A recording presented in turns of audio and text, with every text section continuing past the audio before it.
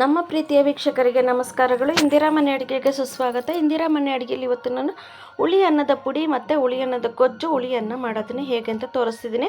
ಮೊದಲಿಗೆ ಹುಳಿ ಅನ್ನದ ಪುಡಿ ಮಾಡ್ಕೊಳ್ಳೋಣ. ಪುಡಿ ಮಾಡ್ಕೊಳ್ಳೋದಕ್ಕೆ ನಾನೊಂದು 2 ಸ್ಪೂನಷ್ಟು ನಾನು ಕಡಲೆಬೇಳೆ ತೊಗೊಂಡಿದ್ದೀನಿ, 2 ಸ್ಪೂನ್ ಉದ್ದಿನಬೇಳೆ ತೊಗೊಂಡಿದ್ದೀನಿ. ಉದ್ದಿನಬೇಳೆ ಕಡಲೆಬೇಳೆ ಎರಡನ್ನೂ ಚೆನ್ನಾಗಿ ಫ್ರೈ ಮಾಡ್ಕೊಳ್ಳೋಣ. ಒಂದು 2 ನಿಮಿಷ ಫ್ರೈ ಮಾಡ್ಕೊಂಡಿದ್ಮೇಲೆ ನಾವು ಲೋ ಫ್ಲೇಮಲ್ಲಿ ಇಟ್ಕೊಂಡು ಹುರ್ಕೋಬೇಕಾಗುತ್ತೆ.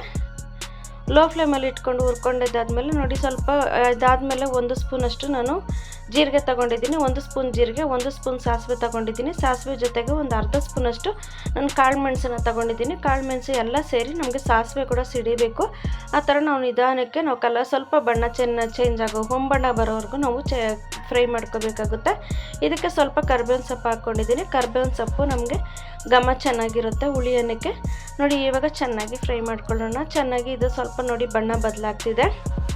ಸ್ವಲ್ಪ ಬಣ್ಣ ಬದಲಾಗಿದ ತಕ್ಷಣ ನಾವು ಇವಾಗ ಒಂದು 10 ಒಣಗಿದ ಮೆಣಸಿನ್ಕಾಯಿನ ಹಾಕ್ಕೊಂಡಿದ್ದೀನಿ. ಒಂದು 10 ಒಣಗಿದ ಮೆಣಸಿನ್ಕಾಯಿ ಹಾಕ್ಕೊಂಡು ಖಾರಕ್ಕೆ ಮೆಣಸಿನ್ಕಾಯಿ ಹಾಕ್ಕೊಂಡು ಅದ್ರ ಜೊತೆಗೆ ನಾನೊಂದು 6 ಬ್ಯಾಡಗೆ ಮೆಣಸಿನ್ಕಾಯಿನ ಹಾಕ್ಕೊಂಡಿದ್ದೀನಿ. ಬ್ಯಾಡಗೆ ಮೆಣಸಿನ್ಕಾಯಿನ ಹಾಕ್ಕೊಂಡು ಸ್ವಲ್ಪ ಚೆನ್ನಾಗಿ ನಾವು ಒಣಗಿದ ಮೆಣಸಿನ್ಕಾಯಿ ನಮಗೆ ಗರಮ್ ಆಗಿ ಸ್ವಲ್ಪ ಚೆನ್ನಾಗಿ ಬಿಸಿ ಆಗೋವರೆಗೂ ನಾವು ಹುರ್ಕೋಬೇಕಾಗುತ್ತೆ. ನಾವು ಮೀಡಿಯಮಲ್ಲಿ ಲೋ ಫ್ಲೇಮಲ್ಲಿ ಇಟ್ಕೊಂಡು ಹುರ್ಕೋಬೇಕಾಗುತ್ತೆ. ಜ್ಞಾಪಕ ಇರಲಿ.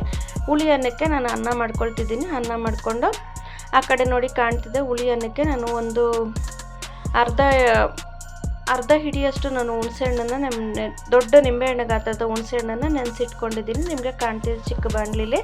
ನೋಡಿ, ಇವಾಗ ಇದನ್ನು ಅನ್ನ ಮಾಡ್ಕೊಂಬಿಡ್ತೀನಿ. ನೋಡಿ, ನಮ್ಮ ವೀಡಿಯೋನ ಯಾರಾದರೂ ಮೊದಲನೇ ಸರಿ ನೋಡ್ತಿದ್ದೆ ದಯವಿಟ್ಟು ಸಬ್ಸ್ಕ್ರೈಬ್ ಮಾಡಿ, ಬೆಲ್ ಬಟನ್ ಒತ್ತಿ. ನೋಡಿ, ಇವಾಗ ನಾನು ಹುಳಿ ಅನ್ನದ ಗೊಜ್ಜು ಮಾಡ್ಕೊಳ್ಳೋದಕ್ಕೆ ಅದನ್ನು ತಣ್ಣಗಾದ್ಮೇಲೆ ಮಿಕ್ಸಿ ಮಾಡ್ಕೊಂಬರೋಣ. ಹುಳಿ ಅನ್ನದ ಗೊಜ್ಜು ಮಾಡೋದಕ್ಕೆ ನಾನು ಒಂದು 6 ಸ್ಪೂನು ಎಣ್ಣೆ ಹಾಕ್ಕೊಳ್ತಾ ಇದ್ದೀನಿ. ಎಣ್ಣೆ ಸ್ವಲ್ಪ ಜಾಸ್ತಿ ಬೇಕಾಗುತ್ತೆ. ಒಂದು ಅರ್ಧ ಟೀ ಸ್ಪೂನ್ ಸಾಸಿವೆ, ಅರ್ಧ ಟೀ ಸ್ಪೂನ್ ಜೀರಿಗೆ ಹಾಕ್ಕೊಂಡಿದ್ದೀನಿ. ಜೀರಿಗೆ ಹಾಕ್ಕೊಂಡಿದ್ದಾದಮೇಲೆ ನೋಡಿ, ಇವಾಗ 1 ಹಿಡಿಯಷ್ಟು ನಾನು ಕಡಲೆ ಬೀಜ ಹಾಕ್ಕೊಂಡಿದ್ದೀನಿ. ಒಂದು 50 ಗ್ರಾಮ್ ಅಷ್ಟು. 1 ಸ್ಪೂನ್ ಕಡಲೆಬೇಳೆ ಹಾಕ್ಕೊಂಡಿದ್ದೀನಿ. 1 ಸ್ಪೂನ್ ಉದ್ದಿನಬೇಳೆ ಹಾಕ್ಕೊಂಡಿದ್ದೀನಿ. 1 ಸ್ಪೂನ್ ಉದ್ದಿನಬೇಳೆ ಕಡಲೆಬೇಳೆ ಆದಮೇಲೆ ಸ್ವಲ್ಪ ಚೆನ್ನಾಗಿ ನಾವು ಫ್ರೈ ಮಾಡ್ಕೋಬೇಕಾಗುತ್ತೆ. ಕಡಲೆ ಬೀಜ ಎಲ್ಲ ಗರಮ್ ಆಗಿ ನಮಗೆ ಆಗಬೇಕಾದವ್ರಿಗೂ ಕ್ರಿಸ್ಪಿ ಆಗೋವರೆಗೂ ನಾವು ಹುರ್ಕೋಬೇಕಾಗುತ್ತೆ. ನೋಡಿ, ಮೀಡಿಯಮ್ ಉರಿನಲ್ಲಿ ಇಟ್ಕೊಂಡು ಹುರ್ಕೋಬೇಕಾಗುತ್ತೆ. ಇದಕ್ಕೆ ಒಂದು 6 ಒಣಗಿದ ಮೆಣಸಿನ್ಕಾಯಿನ ಮುರಿದು ಹಾಕ್ಕೊಂಡಿದ್ದೀನಿ. ಸ್ವಲ್ಪ ಕರ್ಬೇವಿನ ಸೊಪ್ಪು, ಒಂದು ಅರ್ಧ ಗಡ್ಡೆ ಬೆಳ್ಳುಳ್ಳಿನ, ಒಂದು 10 ಎಸಳು ಬೆಳ್ಳುಳ್ಳಿನ ನಾನು ಜಜ್ಜಿ ಹಾಕ್ಕೊಂಡಿದ್ದೀನಿ. ಜಜ್ಜಿ ಹಾಕ್ಕೊಂಡಿದ್ದಾದಮೇಲೆ ನೋಡಿ, ಇವಾಗ ಚೆನ್ನಾಗಿ ಫ್ರೈ ಮಾಡ್ಕೊಳ್ಳೋಣ. ಸೀದೋಗಬಾರ್ದು ಒಣಗಿದ ಮೆಣಸಿನ್ಕಾಯಿ ಎಲ್ಲನೂ. ನಾನು ಇವಾಗ ಒಂದು 1/4 ಟೀ ಸ್ಪೂನಷ್ಟು ಅರಿಶಿನ ಪುಡಿನ ಕೂಡ ಹಾಕ್ಕೊಂಡಿದ್ದೀನಿ. ಅರಿಶಿನ ಪುಡಿನ ಹಾಕ್ಕೊಂಡು ಸ್ವಲ್ಪ ಚೆನ್ನಾಗಿ ಫ್ರೈ ಮಾಡ್ಕೊಳ್ಳೋಣ. ಇದಕ್ಕೆ ಈರುಳ್ಳಿ ಏನು ಹಾಕೋ ಅವಶ್ಯಕತೆ ಇಲ್ಲ. ಈರುಳ್ಳಿ ಬೇಕಾಗಿದ್ದರೆ ಹಾಕ್ಕೋಬೋದು, ಬೇಡ ಅಂದರೆ ಸ್ಕಿಪ್ ಮಾಡ್ಬೋದು. ನೋಡಿ, ಇವಾಗ ನಾನು ಹುಣಸೆ ಹಣ್ಣನ್ನು ಚೆನ್ನಾಗಿ ಕಿವುಚ್ಬಿಟ್ಟು ರಸ ಮಾಡ್ಕೊಂಡಿದ್ದೀನಿ. ಹುಣಸೆಹಣ್ಣಿನ ರಸನ ಹಾಕ್ಕೊಳ್ಳೋಣ. ಹುಣಸೆಹಣ್ಣಿನ ರಸನ ಹಾಕ್ಕೊಂಡು ಸ್ವಲ್ಪ ಚೆನ್ನಾಗಿ ಕುದಿಯೋವರೆಗೂ ಬಿಡೋಣ.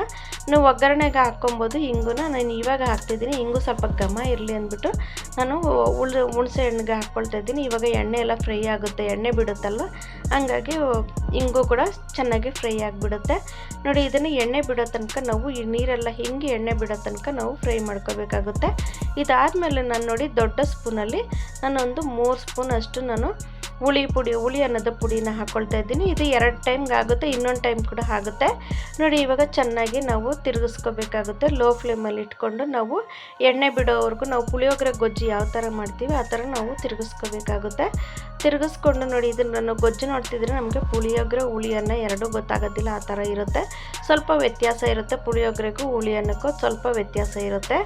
ನೋಡಿ, ಇವಾಗ ಇದಕ್ಕೆ ನಾನು ರುಚಿಗೆ ತಕ್ಕಷ್ಟು ಉಪ್ಪು ಹಾಕ್ಕೊಳ್ತಾ ಇದ್ದೀನಿ.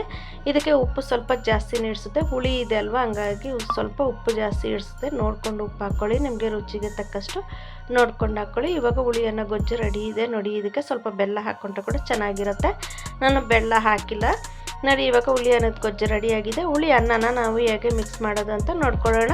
ನೋಡಿ, ಬಿಸಿ ಅನ್ನ ರೆಡಿಯಾಗಿತ್ತು. ನೀವು ನೋಡಿದ್ದೀರ ಅನ್ನ ಮಾಡಿರೋದನ್ನು. ನಾನು ಸ್ವಲ್ಪ ಉದುರಾಗಿ ಮಾಡೋದಿಲ್ಲ, ಸ್ವಲ್ಪ ಮೆತ್ತಗೆ ಮಾಡ್ತೀನಿ ಅನ್ನ, ಹಂಗಾಗಿ ನಿಮಗೆ ಸ್ವಲ್ಪ ಉದುರಾಗಿ ಕಾಣೋದಿಲ್ಲ. ನೋಡಿ, ಹುಳಿ ಅನ್ನ ಗೊಜ್ಜನ್ನ ನಾವು ಪುಳಿಯೋಗರೆ ಗೊಜ್ಜು ಯಾವ ಥರ ಕಲಿಸ್ತೀವಿ ಆ ಥರ ಕಲಿಸ್ಕೋಬೇಕಾಗಿತ್ತು. ಇದು ತುಂಬ ಚೆನ್ನಾಗಿರುತ್ತೆ. ನಾವು ಯಾವಾಗನ ಬಾಕ್ಸ್ ಕಟ್ಟೋಕ್ಕೂ ಚೆನ್ನಾಗಿರುತ್ತೆ.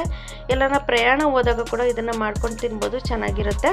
ನಮ್ಮ ವಿಡಿಯೋನ ನೋಡಿ ಸಬ್ಸ್ಕ್ರೈಬ್ ಮಾಡಿ ದಯವಿಟ್ಟು. ನಮ್ಮ ವಿಡಿಯೋನ ಸ್ಕಿಪ್ ಮಾಡದೆ ನೋಡಿದ್ದಕ್ಕಾಗಿ ಧನ್ಯವಾದಗಳು ವೀಕ್ಷಕರೇ. ನಮಸ್ಕಾರ.